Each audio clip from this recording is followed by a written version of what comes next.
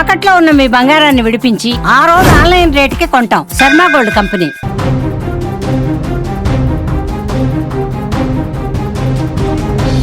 తొలిసారి 3 లక్షలు కిలో వెండి ధర దాటిందని చెప్పుకోవచ్చు. 13,553 పెరిగిన మార్చి ఫ్యూచర్స్ కాంట్రాక్ట్ అంతర్జాతీయంగా $94.35 ఔన్స్ వెండి చేరినట్లుగా తెలుస్తుంది. ఈ ఏడాదిలోనే వెండిపై 66,000 రూపాయల అదనపు భారంగా కూడా పడింది.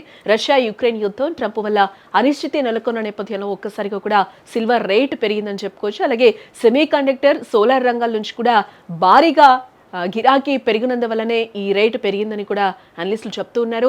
వెండి ధర ఇప్పుడు ఆకాశమే హద్దుగా దూసుకుపోతుందని కూడా మనం చెప్పుకోవచ్చు. మల్టీ కమోడిటీ ఎక్స్చేంజ్లో కిలో వెండి ధర రికార్డు సృష్టిస్తుందని చెప్పుకోవచ్చు. మార్చి డెలివరీ కాంట్రాక్ట్ ధర కేవలం ఒక్క రోజులోనే 13,553 రూపాయలు పెరిగి 3,01,315 రూపాయలుగా చేరింది. గతేడాది డిసెంబర్ చివరి నాటికి 2,35,000గా ఉన్న వెండి ధర ఈ 2026 ఏడాదిలోనే కేవలం కొద్ది రోజుల్లోనే 66,000 రూపాయలకు పైగా పెరగడం అందరినీ కూడా విస్మయానికి గురి చేస్తుందని చెప్పుకోవచ్చు.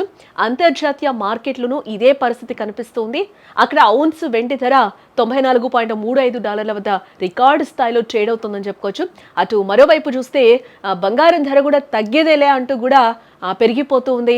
భాగ్యనగరంలో 24 క్యారెట్స్ 10 గ్రామ్స్ గోల్డ్ రేటు చూస్తే 1,50,000 రూపాయల మార్కుకు చేరువలో ఉండటం ఇప్పుడు అందరినీ కూడా ఒకంత ఆందోళనకి గురి చేస్తుందని చెప్పుకోవచ్చు.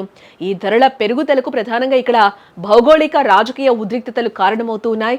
రష్యా యుక్రెయిన్ యుద్ధం కొనసాగుతూ ఉండటం మరియు అమెరికా అధ్యక్షుడుగా డొనాల్డ్ ట్రంప్ బాధ్యతలు చేపట్టిన తర్వాత తీసుకుంటున్న కఠిన నిర్ణయాలు మార్కెట్ను కలవర పెడుతున్నాయని కూడా చెప్పుకోక తప్పదు.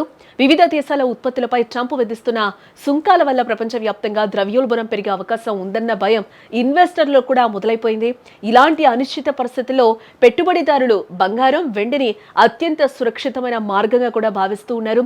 వెండికి కేవలం ఆభరణాల పరంగా నుంచే కాకుండా పారిశ్రామిక రంగం నుండి కూడా భారీ డిమాండ్ ఏర్పడుతుంది.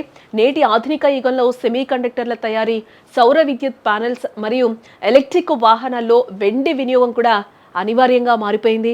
ఏ గిరాకీకి తగ్గట్టుగా సరఫరా లేకపోవడంతో ధరలకు రెక్కలొచ్చే అమాంతమని కూడా చెప్పుకోవచ్చు. అలాగే వెండి ఈటీఎఫ్ల్లో కూడా పెట్టుబడులు భారీగా వెల్లువెత్తుతూ ఉన్నాయి. వీటి మూలంగానే బంగారం, వెండి ధరల్లో కూడా భారీగా మార్పులు కనిపిస్తూ ఉన్నాయని కూడా మనం చెప్పుకోవచ్చు.